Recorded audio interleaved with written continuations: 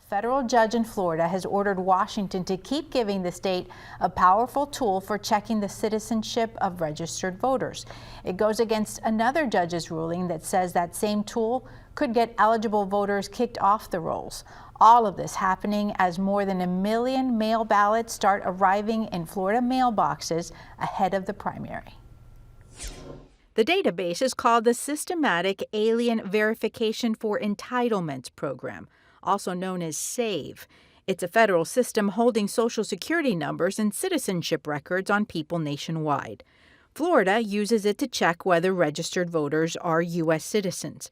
Last month, the federal judge in Washington shut that effort down, warning eligible voters could be wrongly purged. But this month, a Pensacola judge pushed back, ordering Homeland Security to keep the data flowing to Florida, Iowa, Indiana, and Ohio.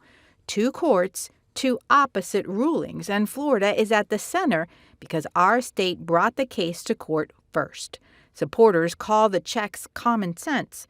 Critics who sued say the data is unreliable and legitimate voters could pay the price.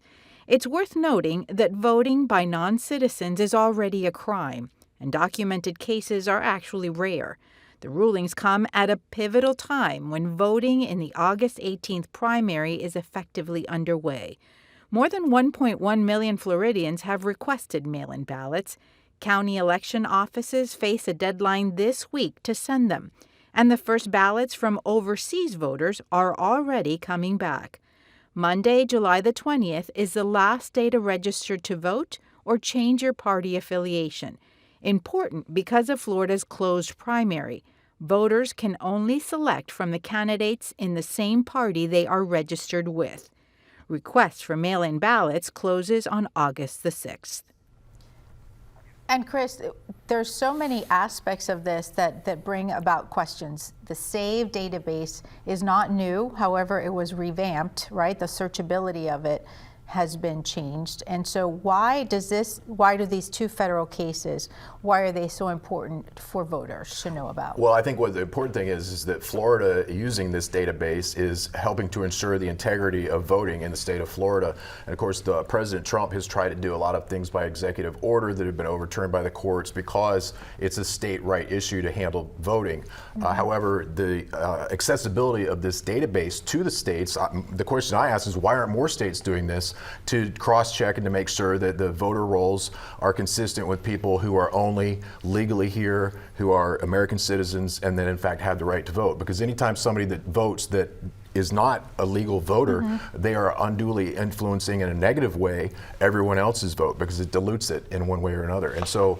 I just think that this is a really great thing. I'm happy to see Florida being at the forefront of this and that Governor DeSantis and the other states are using it, and we'll continue to see this go through the courts because this is not going to go away with these lower mm-hmm. court level rulings. This will probably go to the Supreme Court because there's so many different parties on both sides of the aisle that are involved. Caesar, Democratic officials have come out strongly against this, and they have pointed out that only 4 states are using it, Florida, Iowa, Indiana, and Ohio, to check the citizenship of registered voters. How do Democratic advocates feel about this? Well, I'll discuss what Democratic advocates talk about, but beyond that, just the current vulnerabilities of it that any American, regardless of Republican or Democrat, should know. This brings up a huge tension, right? And that tension is we want to make sure that people can vote and people that are eligible to vote do vote. The challenge is twofold, the technology and the data. So for one, the technology was built originally not for voting. The technology was built for Homeland Security. Mm-hmm. So whenever you have a technology that was purposely built for one specific thing, you have a vulnerability in that now you're teaching it or expanding it into something completely different that your technology may be archaic. For example, artificial intelligence, right? I think everybody uses either Claude or ChatGPT. If you follow AI in the AI industry, there are some models that Anthropic isn't allowing everyone to utilize because of its ability to look at what's called 0 days. Are you familiar with this concept of 0 day? So a 0 day is vulnerabilities within the code that coders may have overlooked, but that are extant. So imagine having holes inside of a code in a database that nobody can see until a hacker, whether a black hat hacker or a white hat hacker, is able to come in and steal information or come in and stay. So you have some of these. So when I say come in and stay, whenever there's a 0 day, that means that there's a hole, an opening. Somebody can come in and they will stay within your database for years, right?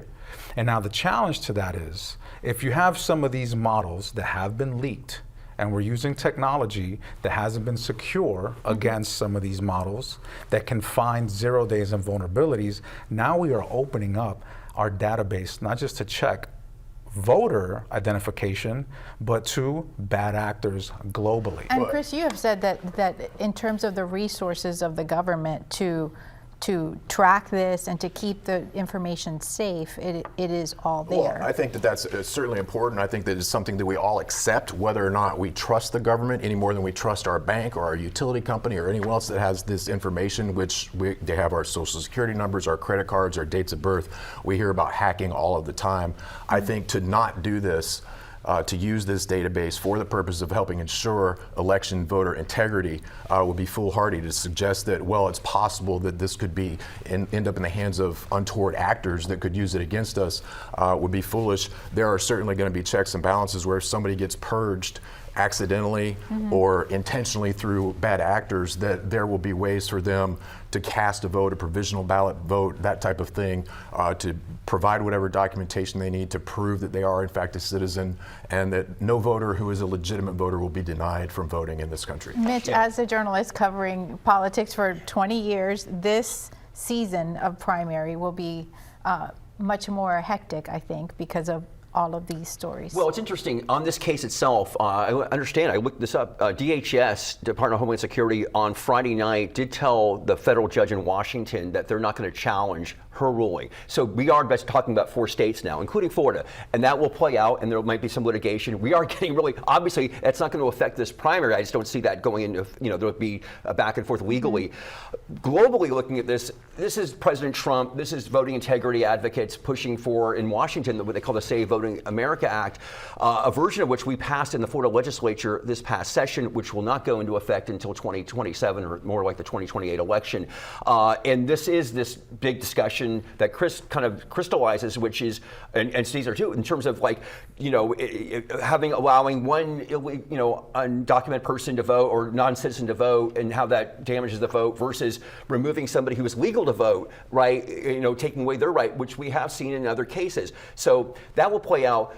But in Washington, the big argument, of course, Trump and his acolytes in Florida, Rick Scott and Paulina Luna, have been really advocating for this Save America Act to get passed this year.